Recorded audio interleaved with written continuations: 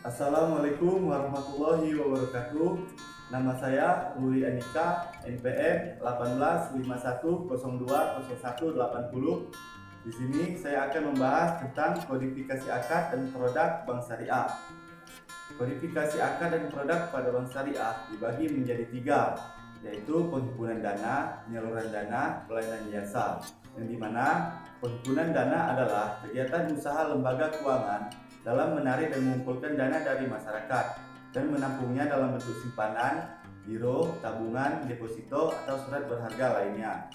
Produk dan akad pada penghimpunan dana dibagi menjadi tiga. Yang pertama, giro syariah dengan menggunakan akad wadiah, yang dimana perjanjian penitipan oleh nasabah yang harus dijaga dan dikembalikan setiap saat ketika yang bersangkutan menghendaki dan bank bertanggung jawab atas titipan tersebut. Dan yang kedua adalah akad mudharabah pada giro syariah, yang dimana akad kerjasama antara bank selaku pemilik dana atau sohibul mal dengan nasabah selaku mudharib yang mempunyai keahlian atau keterampilan untuk mengelola usaha yang produktif dan halal dengan hasil keuntungan dibagi berdasarkan nisbah yang disepakati. Yang kedua adalah tabungan syariah, yang dimana akadnya sama dengan giro syariah, yaitu akad wadiah dan mudharabah. Tiga, deposito syariah yang menggunakan akad mudharabah. Selanjutnya adalah penyaluran dana. Penyaluran dana dalam bank syariah yang disebut dengan pembiayaan. Pembiayaan adalah suatu fasilitas yang diberikan bank syariah kepada masyarakat yang membutuhkan untuk memakai dana yang telah dikumpulkan oleh bank syariah dari masyarakat yang kelebihan dana atau surplus dana. Produk dan akad pada penyaluran dana. Yang pertama, pembiayaan atas dasar akad mudharabah. Yang kedua, pembiayaan atas dasar musyarakah. Akad musyarakah adalah akad pembiayaan dengan skema bagi hasil, di mana bank menempatkan dana sebagai modal usaha nasabah, dan selanjutnya bank dan nasabah melakukan bagi hasil atas usaha sesuai dengan nisbah yang telah disepakati. Dan selanjutnya adalah pembiayaan atas dasar akad murabahah, yang dimana akan jual beli antara bank dan nasabah. Bank yang akan melakukan pembelian atau pemesanan barang sesuai permintaan nasabah, kemudian menjualnya kepada nasabah sebesar harga beli dan ditambah keuntungan bank yang telah disepakati. 4. Pembiayaan atas dasar akad salam, yang dimana pembiayaan atas dasar akad salam adalah akad jual beli barang pesanan dengan pengiriman barang di kemudian hari, dan pelunasannya dilakukan oleh pembeli pada saat akan disepakati. Dan yang kelima, pembiayaan atas dasar akad istisna, yang dimana akad jual beli dalam bentuk pemesanan pembuatan barang tertentu dengan kriteria dan persyaratan tertentu yang disepakati antara pemesan dan penjual. Dan yang keenam adalah pembiayaan atas dasar akad ijaroh, yang dimana dalam akad ini akad pemindahan hak guna dengan pembayaran sewa atau ujrah serta diikuti dengan pemindahan kepemilikan atas barang tersebut.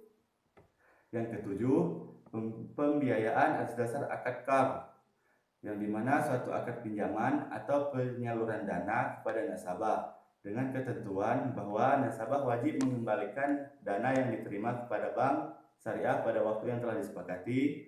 Dan yang ke-8 yaitu pembiayaan multijasa. Yang terakhir adalah pelayanan jasa, yang dimana pelayanan jasa bank merupakan produk jasa bank yang diberikan kepada nasabah untuk memenuhi kebutuhannya. Produk dan akad pada pelayanan jasa dibagi menjadi: yang pertama, wakalah atau akad perwakilan. Adalah akad perwakilan antara dua belah pihak. Pada umumnya, wakalah diaplikasikan pada bank syariah untuk melakukan transfer, clearing, lalu lintas, giro, dan inkaso. Dan selanjutnya adalah kafalah. Kafalah adalah akad jaminan dari suatu pihak kepada pihak lainnya, yang umumnya kafalah diaplikasikan untuk membuat garansi bank atas suatu proyek atau pembayaran terlebih dahulu dan penerbitannya letter of credit. Yang ketiga adalah hawalah atau anjak piutang. Adalah akad pemindahan utang piutang dari suatu pihak ke pihak lainnya. Hawalah diaplikasikan bank syariah pada transaksi anjak piutang. Dan selanjutnya adalah round, arahan atau gadai. Adalah akan menggadaikan barang dari satu pihak kepada pihak lainnya dengan uang sebagai penggantinya. Penggantinya, akad RAN umumnya digunakan sebagai akad tambahan pada pembiayaan yang berisiko dan memerlukan jaminan-jaminan tambahan. Dan yang terakhir adalah alsab atau jual beli mata uang. Adalah akad jual beli mata uang asing yang berbeda seperti rupiah dengan real. SAR biasanya digunakan dalam bentuk baik yang kartal maupun giral. Dan di sini saya akan membahas tentang persyaratan-persyaratan yang harus dipenuhi jika ingin membuka pembiayaan modal kerja pada IB. Yang pertama adalah fotokopi KTP atau KK pemohon. Yang kedua, fotokopi KTP suami atau istri bagi yang sudah menikah. Yang ketiga, fotokopi NPWP. Yang keempat, slip gaji asli selama 3 bulan, lalu fotokopi buku tabungan 3 bulan terakhir, surat keterangan kerja asli, dan data objek pembiayaan. Terima kasih, hanya itu yang dapat saya sampaikan.